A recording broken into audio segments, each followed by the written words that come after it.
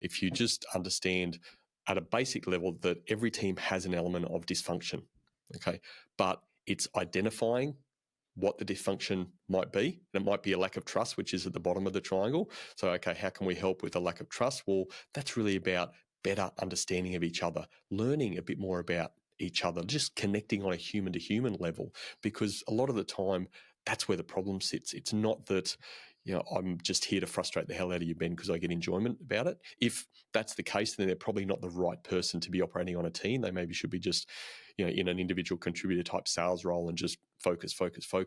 But understanding that every team has some element of dysfunction, whether it's trust, whether it's the conflict, whether it's the commitment, whether it's the accountability, whether it's inattention to results, understanding that, knowing how we can work with that, have a conversation around that, and then we can move forward. And that, again, working through that from a family environment perspective, you'd like to think that there's already that cohesiveness in relationship and people have spent a lot of time with each other and therefore know each other fairly well. But there's still stuff in families that we just don't talk about that we should do.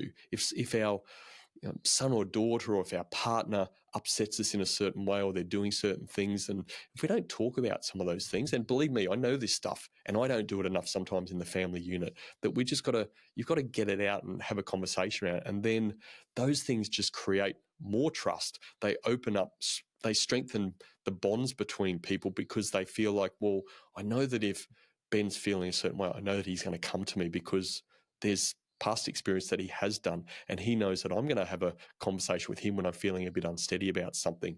That's a sort of basic conversation and the power of conversation that gathers so much fantastic momentum in teams and in leadership positions.